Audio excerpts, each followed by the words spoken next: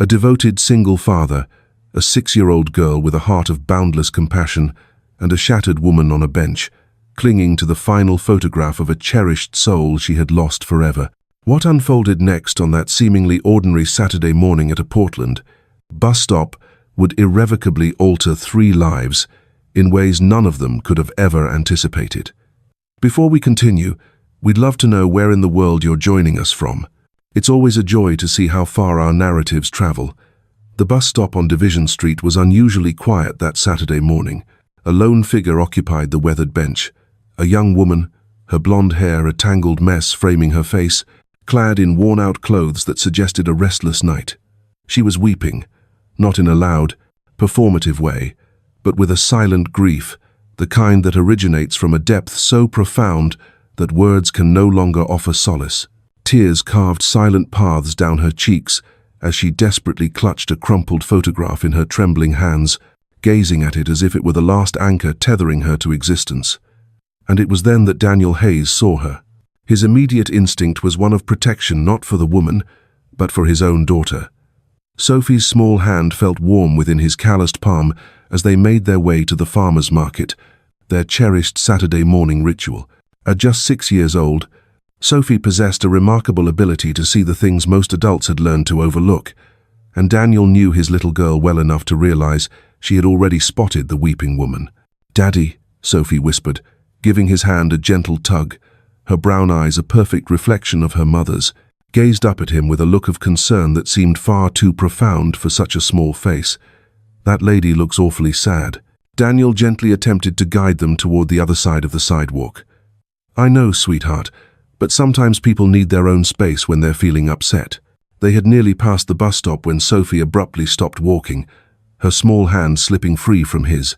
"Sophie," Daniel began, but his daughter was already marching toward the bench with that unmistakable resolve she displayed whenever she had set her mind to something. The woman glanced up, startled, as a little girl in a peach-colored jacket suddenly stood before her. Her immediate impulse was to wipe away her tears, a flush of embarrassment rising at being seen in such a vulnerable state by a child. For a moment, Sophie simply stood there, studying the woman with the unfiltered, honest gaze that only a child possesses. Then, in a voice both clear and gentle, she spoke. "I think you might need a hug. Is it okay if I hug you?" Her small arms were already extending in an open invitation. The woman's expression completely crumbled. A fresh wave of tears spilled forth, yet something about them felt different this time. She managed a nod, incapable of speaking, as the little girl enveloped her in an embrace as tight as her small arms could manage. Daniel stood frozen just a few feet away, a sudden tightness gripping his throat. He watched his daughter comfort this complete stranger with the very same fierce tenderness she reserved for him. On days he returned, exhausted from the construction site, too weary to do anything more than collapse onto their couch. "It's going to be okay," Sophie said softly, gently patting the woman's back. "My daddy says that crying is just how the sadness gets out to make room for the happiness to come back." The woman emitted a sound that was a heartbreaking mix of a sob and a laugh. She returned the child's embrace with gentle care, her shoulders trembling with emotion. For the first time in what felt like an eternity, she was being touched with pure kindness, not judgment or suspicion. Daniel moved forward cautiously, every one of his protective instincts still firing on high alert. Yet, something about this moment felt profoundly genuine, almost sacred. "I'm so sorry," the woman managed to say, her voice hoarse and raw as she gently pulled back from Sophie, dabbing at her eyes with the cuff of her sleeve. "This isn't usually me." "There's no need to apologize," Daniel said softly, taking a seat on the bench. He gently positioned Sophie between them, a father's protective instinct still sharp despite the tender moment. "I'm Daniel, by the way, and this is my daughter, Sophie." "Hannah," she managed to say, her voice just a faint whisper. "That's a beautiful name." "Why are you so sad?" Sophie asked with a child's innocence. "Sophie, that's not something we ask," Daniel began gently, but Hannah shook her head. "No, it's all right." Her gaze dropped to the photograph in her hand, and she tilted it for Sophie to see. The picture captured 2 women at a Christmas dinner, their faces lit up in laughter. They were radiant with pure joy, and one of them was unmistakably a younger Hannah. The other woman was older, but she had the very same blonde hair, and kind smile. "Is that your mummy?" Sophie asked softly. Hannah could only nod. Her jaw clenched as she battled another surge of tears. Yes, that was her. She passed away 8 months ago, a sickness in her pancreas. It all happened so fast. We ran out of time before we could say all the things that needed to be said. Her fingers traced the image gently, as if pressing too hard might make it crumble to dust. Today would have been her 54th birthday. The confession hung in the quiet space between them. Daniel felt a familiar pain crack open inside his own chest, the profound recognition that comes only from a shared, deep loss. He knew all too well how the calendar could transform into a minefield, each date a potential trigger for a painful memory. "I'm so sorry," he said, and the sincerity in his tone made Hannah truly look at him. His voice held a deep understanding, not pity, but true empathy. "You understand," she stated. It wasn't a question. Daniel gave a slow, deliberate nod. "It's been 3 years for me now. Some days are better than others, but most days are still a struggle." At that, Sophie gave Hannah's hand a gentle squeeze. "My mommy went to heaven, too," Sophie added softly.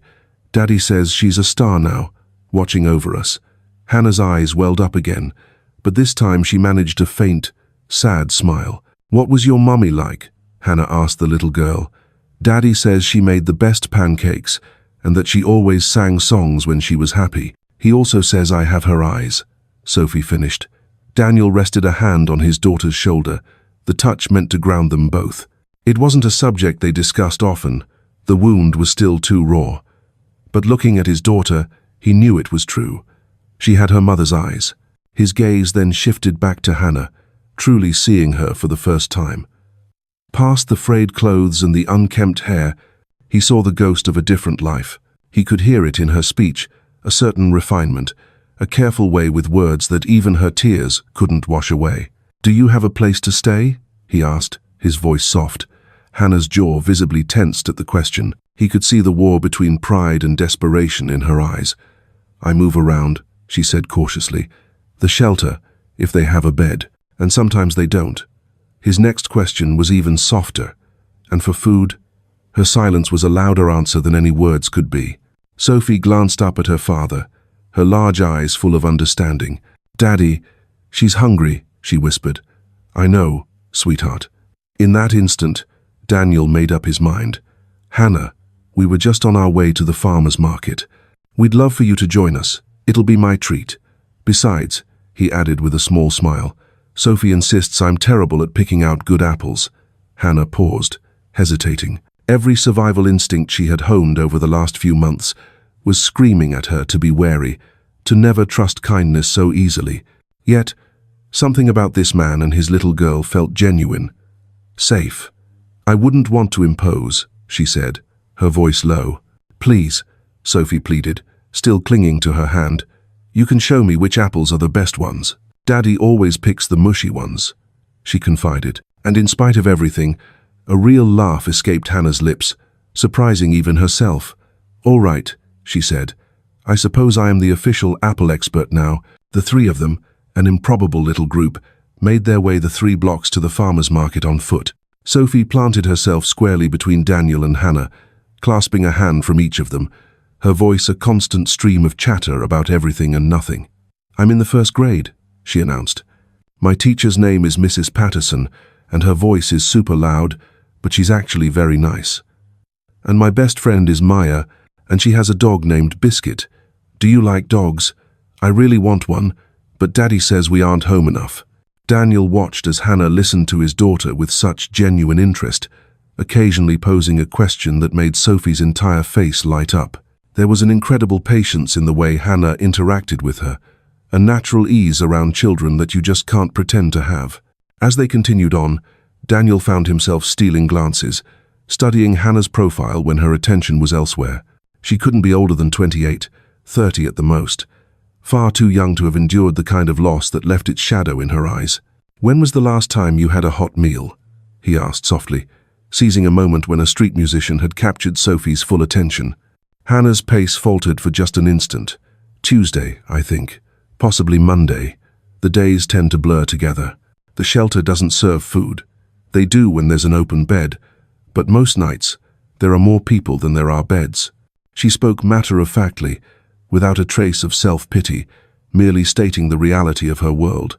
Daniel felt a sharp anger rising inside him, not aimed at her, but at the cascade of circumstances that could leave a person so educated and competent to fend for herself on the streets. "What did you do before all this?" he asked. "Before I was homeless," Hannah finished for him, a surprising lack of bitterness in her tone. "I worked at Powell's Books, the big flagship store on Burnside. I handled inventory, customer service, and I even ran the children's Saturday reading program." A fleeting hint of pride illuminated her face. "I have a degree in library science from Portland State." "What happened?" Hannah paused, her eyes on Sophie, who had skipped ahead to peer into a shop window. "My mom got sick. That kind of pancreatic illness. It doesn't play fair. It moves incredibly fast, and it's devastatingly expensive. I took leave from my job to care for her. I burned through my sick days, then all of my vacation days, and eventually I started missing shifts because she needed care around the clock during those final weeks." She swallowed hard against a lump in her throat. "I was let go 3 weeks before she passed away. I lost the apartment 2 months after that. There was no way to afford it on unemployment, and the medical bills had drained everything we owned. I tried to find another job, but it's incredibly difficult when you don't even have an address for them to mail your W-2, you know?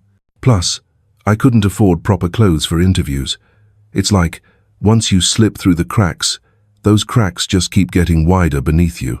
Daniel recognized that spiral all too well. If it hadn't been for his union construction job with its health insurance, or for his brother Jacob helping with childcare after his wife passed, he could have easily found himself in the very same situation. "I'm so sorry," he said, his voice low.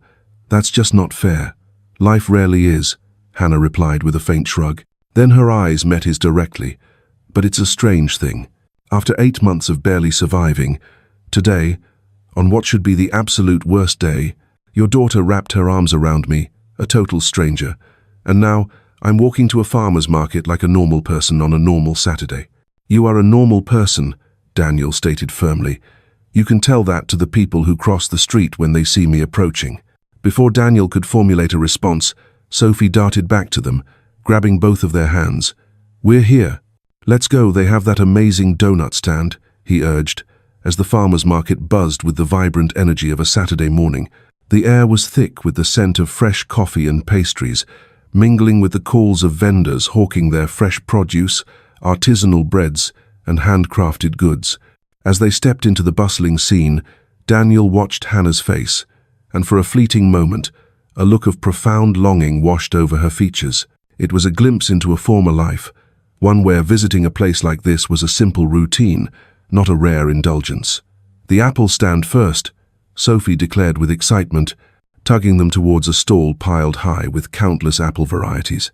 "Hannah, you've got to show me which ones are best." Once they reached the apple stand, a noticeable change came over Hannah.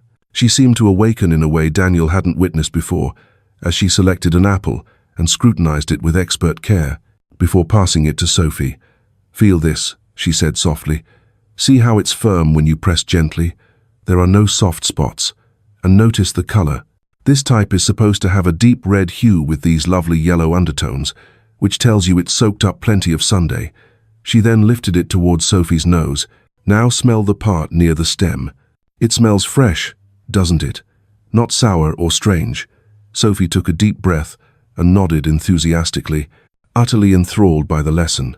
"Now that's a good apple," Hannah announced with a smile, gently placing it into their tote bag. They repeated this ritual with 12 more apples, Hannah patiently teaching and Sophie eagerly learning, while Daniel observed a profound warmth blossoming in his chest. He was hearing his daughter's genuine, unrestrained laughter, and for those few precious minutes, Hannah appeared to have forgotten the shadows that had driven her to tears on that bus stop bench. "How did you learn all of this?" Daniel finally asked. "My mum and I came to the farmer's market every single Saturday," she explained. "She was raised on a farm out in eastern Oregon before she came to Portland for nursing school. She's the one who taught me all about how to pick the best produce." For a moment, her gaze drifted, lost in a distant memory. "I haven't set foot in a market like this since she passed away. I just couldn't afford to." The quiet moment was broken by Sophie asking, "Daddy, can we please get donuts?" Sophie pointed towards a stall where donuts were being freshly made, the irresistible scent of fried dough and cinnamon sugar drifting their way. "Of course we can," he replied, but as they headed for the donut stand, Daniel noticed Hannah beginning to fall behind. "You're getting a donut too," he told her, his tone both gentle and firm. "Daniel, I really can't." He met her gaze. "When was the last time you ate something warm and sweet?" Her silence was all the answer he needed. "That's what I figured." He ordered 3 donuts and handed one to Hannah, along with a steaming cup of coffee. "No arguments," he added softly. With trembling hands, Hannah accepted the donut, and as she took the first bite, Daniel watched her eyes flutter closed. The look on her face was a heart-wrenching mix of gratitude, sorrow, and the pure, simple joy of tasting warm food. They found a bench to sit on, where Sophie was mesmerized by a street performer juggling.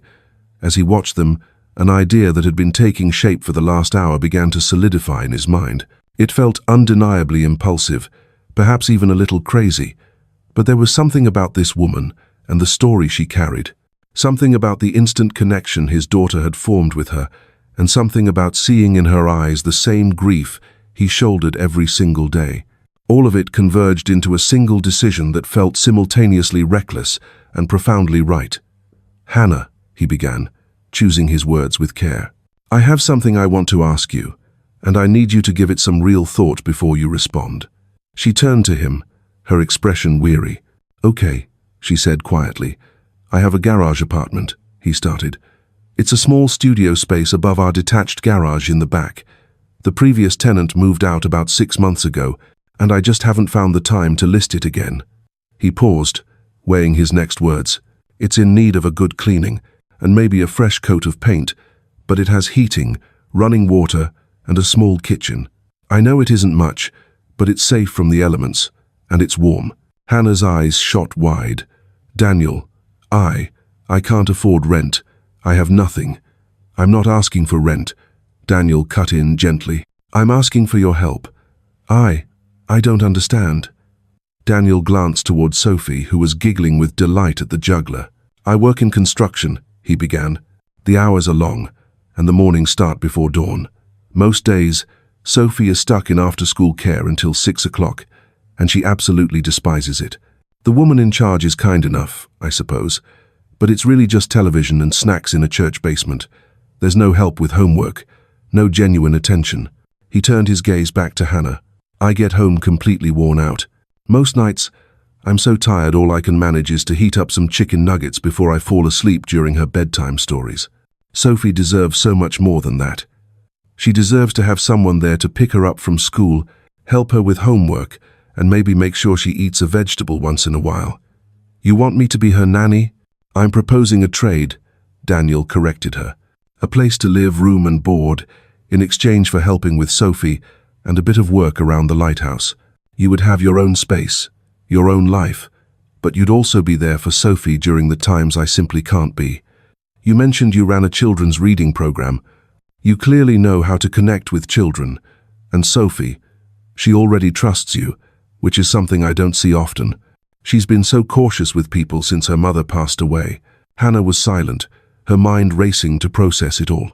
"I realize this is incredibly forward of me. I know you don't know us, and we hardly know you, but I trust my judgment when it comes to people, and my daughter's is even better.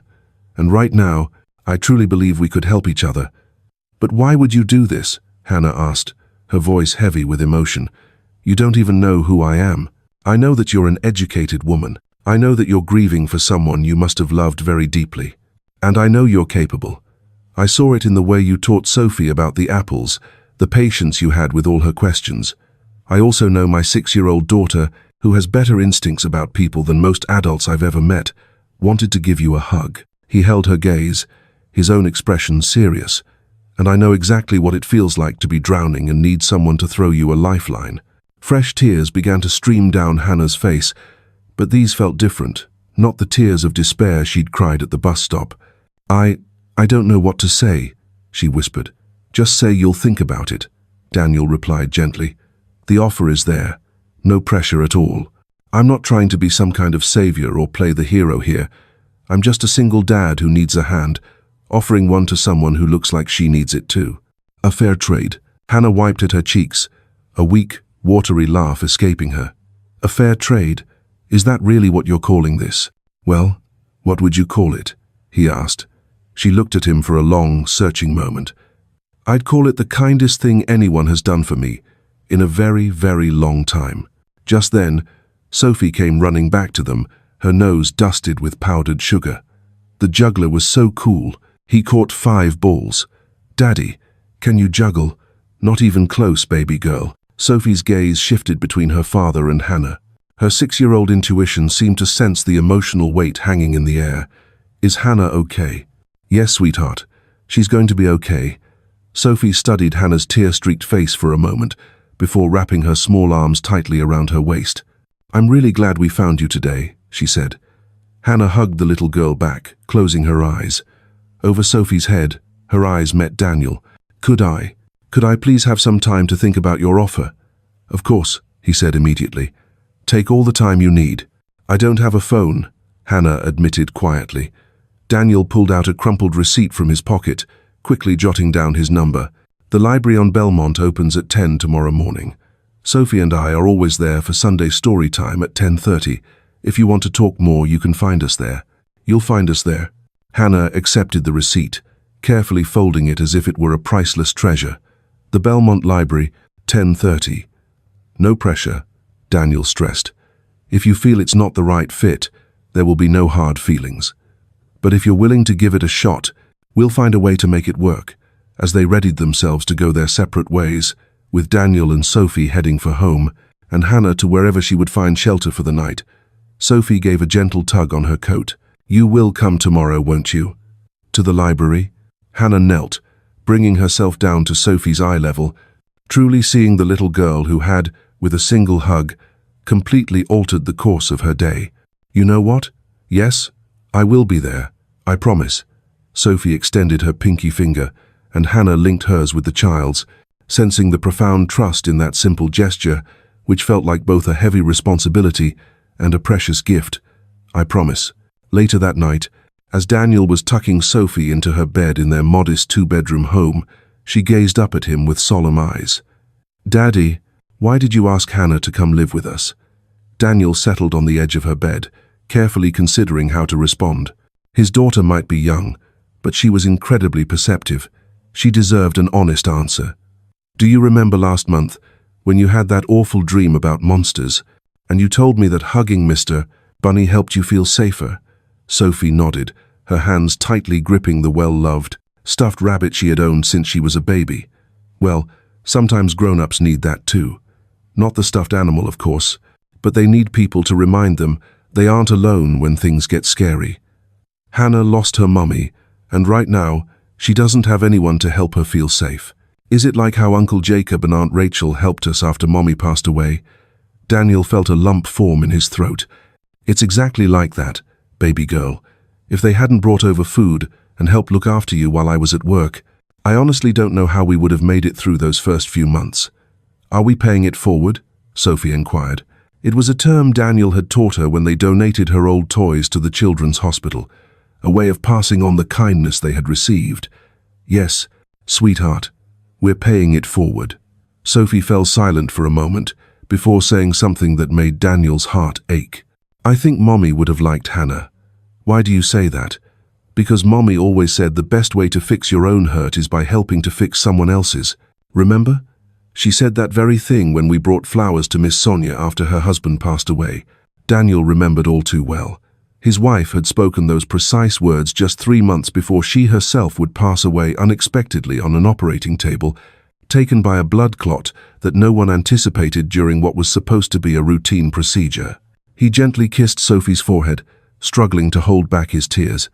You are absolutely right, baby. Mommy would have liked Hannah very much. Once Sophie had drifted off to sleep, Daniel sat in his living room with a beer, questioning whether he had made the correct decision. Inviting a complete stranger to live on his property and look after his daughter could easily be viewed as reckless, perhaps even dangerous.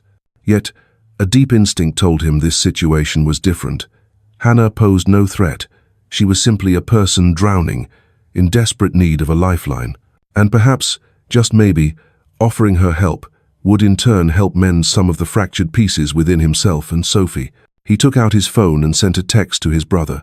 Jacob, did something that might be crazy today. I will explain it all tomorrow, but I have a feeling it might be a good kind of crazy. Jacob's reply came almost instantly. This had better not involve motorcycles or online poker. Daniel couldn't help but smile. Neither. I will call you tomorrow once I know for sure if this is really happening. That night, he lay in bed, his mind racing with uncertainty about whether Hannah would appear at the library and questioning the wisdom of his impulsive offer. He had no idea what tomorrow held, yet for the first time in 3 long years, a flicker of hope ignited within him. A feeling that perhaps, just perhaps, something wonderful was on the horizon. When Sunday morning arrived, Daniel was a bundle of nerves. After putting Sophie to bed the previous night, he had meticulously cleaned the garage apartment, sweeping away the dust, washing the windows, and ensuring the heat was working properly. He even checked that the hot water was running. The space was modest, perhaps 400 square feet, but it was equipped with a kitchenette and a full bathroom. There was just enough room for a bed and a few pieces of furniture. A faint musty scent lingered, but it was nothing that fresh air and a little time couldn't solve. It all depended on if she came, if she agreed. At 10:27 in the morning, Daniel and Sophie stepped inside the Belmont Library just before story time began. The session started at 10:30, and Daniel found his gaze fixed on the entrance, his heart pounding for reasons that had nothing to do with his morning coffee. "Do you think she'll come?" Sophie whispered, squeezing his hand tightly. "I honestly don't know, sweetheart. But if she doesn't, we'll still enjoy story time, okay?" Sophie nodded, but Daniel could already see the shadow of disappointment creeping into her eyes. And then, at 10:27, the library door swung open, and Hannah entered. She had somehow managed to shower, perhaps at a truck stop or a local community center. Her blonde hair, still slightly damp, was neatly combed. The moment she spotted them, her expression was a mixture of nervousness and hope. Sophie saw her instantly and broke free from Daniel's grasp. She raced across the library, and Daniel's heart leaped. She was really here. You kept your word. Hannah knelt and caught the flying 6-year-old in a tight embrace, closing her eyes as she held the child close. Over Sophie's small head, her eyes met Daniel's. He offered a warm smile and silently mouthed, "Thank you." She returned the gesture, mouthing back, "No, thank you." The story was about a lost cat finding its way home, and Hannah sat with them, with Sophie nestled happily between her and Daniel. After the story concluded, they stepped out into the crisp November air. "I thought about your offer all night long," Hannah admitted as they paused on the library steps. "I hardly slept, just kept replaying it in my mind." "And?" Daniel prompted gently. "I want to say yes," she began, "but there's something you need to know first." She took a steadying breath. "I have nothing to offer you but my time and my hard work. I no longer have any references. My old job at Powell's wouldn't provide one after they let me go. I don't own any professional attire for interviews.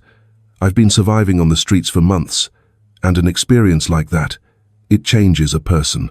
I'm not the same woman I was before my mother passed away. None of us are the same after we've experienced loss," Daniel said quietly. "I'm not the same man I was before my wife died. Change isn't always a bad thing. Sometimes it's just different. I'm terrified of letting you down, or even worse, letting Sophie down." Daniel considered her words for a moment. "Here's what I propose," he said. "A 1-week trial. You stay in the apartment, help me with Sophie, and we'll see if this arrangement works for everyone. There are no strings attached. If, after a week, you decide to leave, or if I feel it's not the right fit, we can simply reassess the situation. No hard feelings on either side. Fair?" Hannah stared at him, a look of disbelief on her face, as if she couldn't comprehend that someone so kind could be real. "That's more than fair. It's unbelievably generous." "So?" he asked. "Is that a yes?" A genuine smile, the first one he had ever seen from her, spread across her face. "Yes," she breathed. "It's a yes." Sophie let out a joyful whoop and began to do a little victory dance right there on the library steps. "Hannah's going to be living with us. Daddy, can we show her the apartment now? Only if Hannah would like to." "I would absolutely love to," Hannah replied, and Daniel could hear the immense relief flooding her voice. It meant one more night away from the streets, one more night with a solid roof over her head and a locked door standing between her and the outside world. And maybe, just maybe, more than one night if things went well.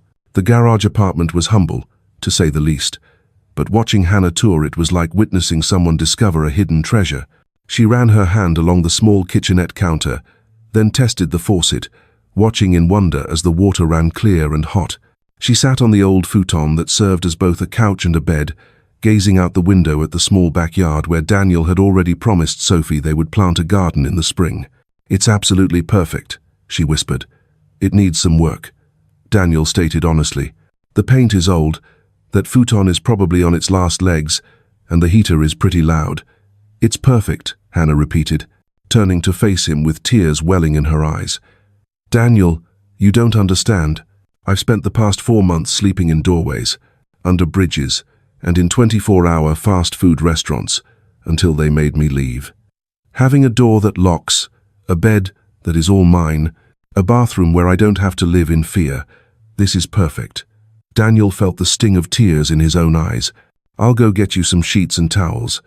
There's a mini fridge under the counter, and I'll stock it with some basic necessities. Sophie gets home from school at 3:30. So, if you could be there to get her." "I'll be there," Hannah said immediately. "Daniel, I won't let you down. I promise you. I believe you." And strangely, he found that he truly did. The first week was an adjustment for everyone. Hannah picked Sophie up from Bridal Mile Elementary at 3:30 that Monday, and Sophie came home chattering away about how all her friends thought Hannah was the coolest. They then did homework together at the kitchen table. Hannah was endlessly patient as Sophie grappled with her reading comprehension questions. By Wednesday, Hannah had made spaghetti for dinner, and Daniel returned home to the wonderful aroma of garlic bread and fresh vegetables. "You didn't have to cook," he said, genuinely surprised. "I wanted to. Besides, I saw the situation with all the boxes in your pantry. How much macaroni and cheese can one 6-year-old possibly eat?" "You would be surprised," Daniel replied with a laugh. By Friday, Sophie's reading homework was finished early, and Hannah had helped her get a head start on a book report that wasn't due for another 2 weeks. "She's ahead of schedule," Hannah told Daniel that evening, "and she's already reading at nearly a 2nd grade level. She's so smart. She gets that from her mom," Daniel said softly. The 1-week trial came and went, and neither of them even brought up the subject of Hannah leaving. It just felt right. 3 months in, a profound shift had taken place in their little household. The garage apartment was now graced with curtains that Hannah had sewn herself from fabric she'd found at an estate sale. She'd painted the walls a warm, creamy color with paint Daniel had brought home from a work site. There was a small bookshelf she'd rescued from Goodwill, which was slowly filling up with books from the library's free bin. Hannah had also started volunteering at the Belmont Library on Saturdays, which had eventually led to a part-time paid position shelving books and helping with the children's programs. It wasn't a lot, just 12 hours a week, but it was a real income. Legitimate income. She was rebuilding her life. Sophie's reading had improved by leaps and bounds. She had moved up 2 levels in her reading group at school, and her teacher had even commented on how much more confident she seemed. And Daniel found himself returning to a home that was finally breathing with life again. It was a place no longer just for survival, but for genuine living, where laughter echoed and the scent of home-cooked meals filled the air. He now had someone who would ask about his day and truly listen to his response. He did his best to ignore the way his heart hammered in his chest whenever Hannah graced him with a smile, or how he'd started taking longer showers and actually styling his hair, or the flimsy excuses he made to linger in the kitchen just to talk with her. This was supposed to be a straightforward business arrangement, nothing more than a simple trade, her help with Sophie. In return, he provided a roof over her head. That was all it was meant to be, except it was beginning to feel like so much more, and that reality terrified him. 6 months after that pivotal Saturday morning at the bus station, Daniel arrived home to find the backyard utterly transformed. Hannah and Sophie had planted a garden, its neat rows filled with starter plants of tomatoes, peppers, and fragrant herbs. A few flowers even bordered the raised beds he had helped them build weeks earlier. Sophie was gloriously filthy, with a proud smudge of dirt across her face. Her hair was a wild tangle, and he'd never seen her look more radiant with happiness. "Daddy, Look, we planted everything. Hannah taught me how deep to set the roots and the right amount of water, and all of it. Daniel turned his gaze to Hannah, who was equally smudged with soil, her hair pulled into a messy bun, wearing a simple old t-shirt and jeans. She was beautiful. The thought struck him with the force of a physical impact. She was truly beautiful. It's amazing, he managed to get out. Your daughter is a natural gardener, Hannah said, smiling. She refused to give up, even when the soil was incredibly hard to dig. I get my stubbornness from Daddy, Sophie announced proudly. That night, they ordered pizza and ate on the back porch, watching the setting sun paint the clouds in shades of orange and pink as Sophie chattered on about her garden plans, already dreaming about the tomatoes they would enjoy in the summer. After Sophie was in bed, Daniel and Hannah sat outside a while longer, enjoying the cool but pleasant spring air. Thank you, Daniel said quietly. For the garden, for everything you do for her. She makes it easy. She's an incredible kid, Daniel. She is, he agreed. But you've helped bring her back in ways that I just couldn't. She was so walled off after her mom died. She wouldn't discuss her feelings, couldn't cry. She just kept it all bottled up inside. Now, she laughs again. A real, deep laugh. You did that, Hannah said softly. You're a good father. She knows she is loved. They sat in silence for a moment, and Daniel felt the gravity of unsaid words hanging between them. Ellie, I need to tell you something. She turned to face him, a flicker of nervousness in her eyes. Okay. He took a breath. My wife. Her name was Laura. She passed away during what should have been a routine gallbladder surgery. A blood clot went to her lung. The doctor explained it was rare, unpredictable, that it was no one's fault. She went in for the procedure at 9 a.m. and was gone by noon. I had 45 minutes to say goodbye, and by then, she was already unconscious. I never got the chance to say all the things I needed to say. Hannah reached over and took his hand, just holding it firmly in hers. I've been frozen since then, Daniel continued. Just moving through the days on autopilot. Work, Sophie, survive, repeat. I wouldn't let myself feel a thing, because feeling led to hurting, and I couldn't afford to hurt when Sophie needed me to be strong. And now, I'm starting to feel things again, he confessed, his voice low. And to be honest, it's scaring me to death. Hannah gave his hand a reassuring squeeze, her touch conveying that she understood both his words and his silence. My mother always said that grief isn't something you ever truly get over, she continued in a soft voice. It's something you learn to carry in a new way. The weight itself doesn't really change, but you grow stronger. Strong enough to bear the grief while still making space for other feelings. Joy, hope, and maybe, one day, even love again. As Daniel looked at her, this woman who had entered his life when they both desperately needed a lifeline, he felt something shift and break open within his chest, a part of him that had been frozen solid for 3 long years. I think you're right, he whispered. They sat in comfortable silence, hands intertwined, as the first stars began to dot the evening sky, because some feelings transcend words. By 9 months, any casual observer would have seen them not as 3 individuals, but as a family. Hannah had taken a 20-hour-a-week position at the library and had also enrolled in online classes to complete her teaching certification. To support her studies, Daniel had helped her purchase a used laptop, playfully framing it as a business investment in Sophie's future education. And under their care, Sophie was absolutely thriving. At a parent-teacher conference, her 2nd-grade teacher pulled Daniel aside to share that his daughter was now one of the top readers in her class, and that her confidence had blossomed remarkably. Whatever it is you're doing at home, the teacher had urged, keep it up, and what they were doing was forging themselves into a single, cohesive unit. The 3 of them settled into a comfortable, unspoken rhythm, their lives weaving together in the most natural way. There were Sunday morning pancakes, with Hannah patiently teaching Sophie the art of the perfect flip, and Wednesday movie nights, complete with popcorn and elaborate blanket forts. Their Saturdays were for the farmer's market, where a newly confident Sophie would proudly show other children how to choose the very best apples. Amidst all this, Daniel and Hannah never directly addressed the feelings blossoming between them, instead performing a careful, professional dance around the subject. They were determined to maintain their boundaries, but those lines were becoming increasingly blurred and difficult to hold.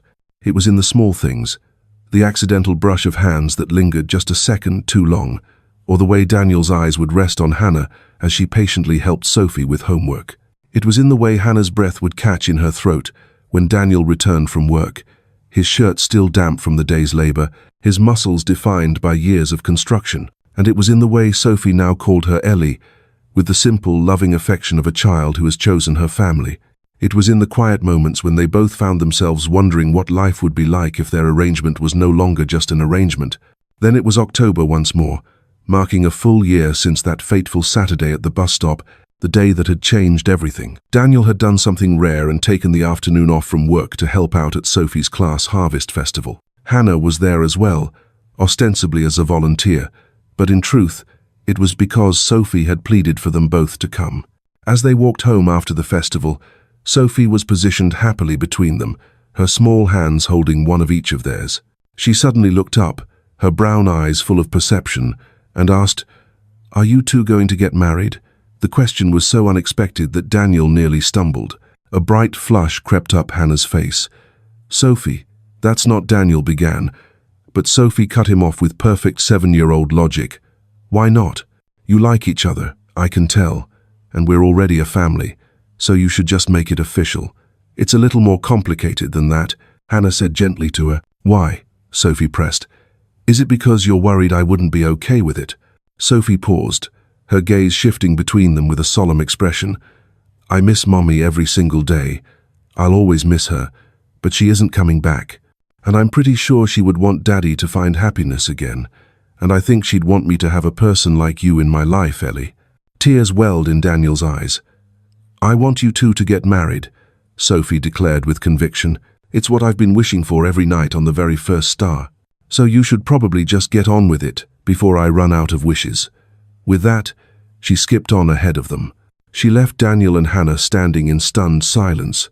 "Well," Hannah finally said after a long pause, "that was certainly subtle." Daniel laughed.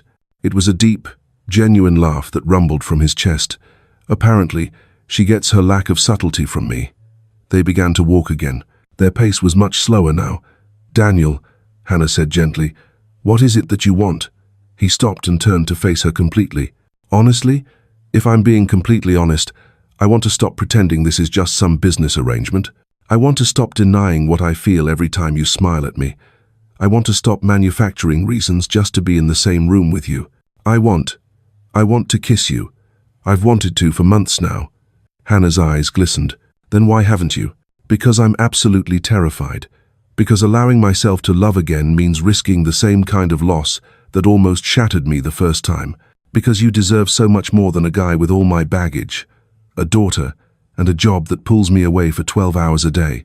Hannah closed the distance between them and kissed him. It was a soft, hesitant kiss, and it was perfect. When they finally pulled away, tears were streaming down both their faces. "I'm terrified too," Hannah whispered. "When I lost my mom, my whole world collapsed. The thought of loving someone and facing that kind of heartbreak again, it's beyond terrifying. But Daniel, I think the thing that scares me more is the thought of never taking that risk at all. I'm not an easy person to love. I work too much. I'm terrible when it comes to talking about my feelings, and I have a daughter who will always be my #1 priority." "I know all of that," Hannah cut in gently. "I've lived here with you for a year. I've seen you at your most exhausted, frustrated, worried, and sad. And I've also seen you be the most dedicated father I could ever imagine. I've watched you work yourself to the bone just to provide for Sophie. I've seen you show me kindness when you had no reason to. I've seen the real you, Daniel, all of it, and I love every part of what I see." He kissed her again, deeper this time, holding her tight as if he feared she might vanish into thin air. By the time they arrived back home, Sophie was waiting on the porch, a knowing grin on her face. "So, did you kiss?" she asked without a moment's hesitation. "Sophie," Daniel began, flustered, but Hannah just laughed. "Yes, we did." Sophie triumphantly threw her hands in the air. Finally, I was about to run out of wishes. The three of them stepped inside together, a father, his daughter, and the woman who had entered their world from a bus stop bench, her life transformed by the simple hug from a 6-year-old. 1 year melted into 2, The garage apartment saw less and less use as Hannah spent more nights in the main house, until Daniel finally asked if she'd like to officially move her things in. "Are you absolutely sure?" she had asked, her voice full of hope. "I've never been more certain of anything in my life," he had replied. Soon after, Hannah earned her teaching certification and began working as a substitute. She was steadily working toward a full-time position, and the library insisted on keeping her for their Saturday programs because the children adored her. Sophie now called her Ellie all the time, and every so often, in a moment of unguarded joy, she would let Mom slip out instead. Hannah never felt the need to correct her. Their story took its next beautiful step one Saturday morning at the farmer's market. It was the very same market where he'd first invited Hannah to join them.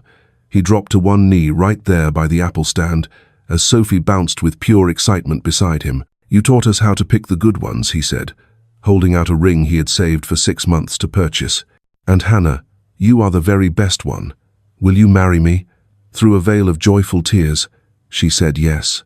They were married 6 months later in a small, intimate ceremony with only their closest family and friends. Sophie served as the flower girl, a duty she took on with immense seriousness. Jacob, Daniel's brother, was the best man and delivered a speech about how Daniel had once told him he would never love again, and how deeply grateful he was that Daniel had been so wrong. Hannah's vows included a line so poignant it brought tears to everyone's eyes. "A year and a half ago, I was sitting on a bench with nothing left inside me but grief, and a little girl with a heart too immense for this world asked if she could hug me. That hug saved my life, as did her father. You both remind me every single day that the world, despite everything, is still filled with kindness, still filled with second chances, and still filled with love." As they danced at the reception, Hannah's head resting on Daniel's shoulder, Sophie squeezed her way in between them. Daniel whispered, "I can't believe you're my wife." Hannah whispered back, "You better believe it. You're stuck with me now." He replied, "Best decision I ever made." "Well, second best. The first was listening to my daughter when she wanted to hug a complete stranger." Sophie gazed up at them both. "See, I told you my hugs were magic." And in that moment, everyone knew she was absolutely right. If you have ever doubted whether one single act of kindness can profoundly change a life, this story stands as definitive proof that it can. Daniel and Hannah didn't merely build a life together. They crafted a home, a true home, filled with the sound of laughter, flourishing gardens, countless bedtime stories, and Saturday morning pancakes. The kind of home where grief had a place at the table, but so did joy. A place where loss was acknowledged, but hope always got the final word. Sophie is now 9, and she still loves telling the story of how she met her mum at a bus stop. "I just knew she needed a hug," she says, "and hugs fix almost everything." If this story touched your heart, I ask you to do one small thing. Share it with someone who needs to hear it. And please subscribe to hear more stories like this one. We all know someone who is struggling, someone who feels lost, someone who just needs a simple reminder that they're not alone. Be that reminder. Be that person who stops to notice. Be the one who offers a kindness that costs you nothing, but could mean everything to someone else. And if you are the person sitting on that bench right now, crying and wondering if anyone sees you, I promise you someone does. Just hold on. Your Sophie could be right around the corner. Your second chance is coming. Thank you for staying with me through this entire story. It truly means the world. I'll see you in the next one.